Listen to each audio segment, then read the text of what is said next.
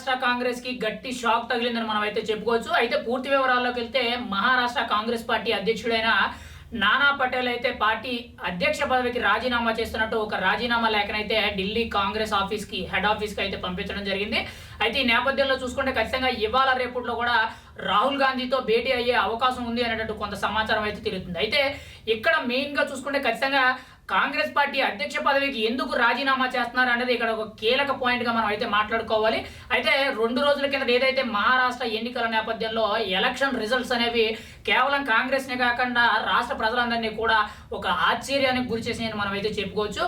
కేవలం 16 స్థానాలే కాంగ్రెస్ పార్టీ గెలవడం అనేది చాలా బాధాకర విషయం మనం అయితే చెప్పుకోవచ్చు. 101 స్థానాలకు పోటీ చేస్తే కేవలం 16 సీట్లు గెలవడం అనేది కాంగ్రెస్ శ్రేణులందరినీ కూడా తీవ్ర ఆశ్చర్యానికి గురి చేసిందని మనం అయితే ఇక్కడ మెయిన్ గా చూసుకుంటే మహారాష్ట్రలోనే ప్రస్తుతానికి ఎన్డీఏ కూటమికి అపోజిషన్ కింద అంటే ప్రతిపక్ష హోదా కూడా కనీసం కాంగ్రెస్ పార్టీ అనేది రాబట్టుకోలేకపోయిందని మనం అయితే చెప్పుకోవచ్చు. కనీసం 20 స్థానాలకు పైగా వచ్చి కనీసం ఆ నేపథ్యం కూడా లేకపోవడంతో కాంగ్రెస్ అనేది చాలా తీవ్ర ఓటం అనేది చాలా భారీ ఓటం అనేది జరిగిందని మనం అయితే చెప్పుకోవచ్చు. ప్రస్తుతానికి చూసుకుంటే ఈ ఓటం అనేది ఎందుకు జరిగింది, ఇంత ఘోరంగా ఎందుకు ఓడిపోయాము, మనం ఇచ్చిన హామీలు ఏవైతే హామీలు ఇచ్చామో అవి ప్రజల్లోకి అసలు వెళ్ళలేదా లేదనంటే వాటిని నమ్మలేదా అనేటట్టు కొంత పునఃపరిశీలన చేసుకోవడం జరుగుతుంది. అయితే ఇటు మెయిన్ గా చూసుకుంటే మహారాష్ట్ర కాంగ్రెస్ పార్టీ అధ్యక్షుడైన నానా పటేల్ కూడా పోటీ చేసిన నియోజకవర్గంలో అవినాష్ అనే బీజేపీ అభ్యర్థిపై కేవలం 280 ఓట్ల తేడాతో మాత్రమే అతి స్వల్ప ఓట్ల తేడాతో లెగ్గడం జరిగింది. కొద్ది తేడాతో మాత్రమే గెలవడం జరిగింది. అయితే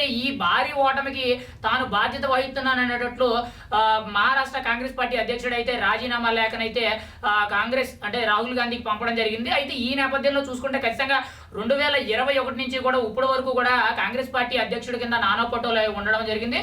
మరి ఇప్పుడు తాజాగా ఈ భారీ ఓటమిని చూసి మరి ఆయన ఎందుకు రాజీనామా చేస్తున్నారు అనేది ఇంకా క్లారిటీ తెలియవలసింది.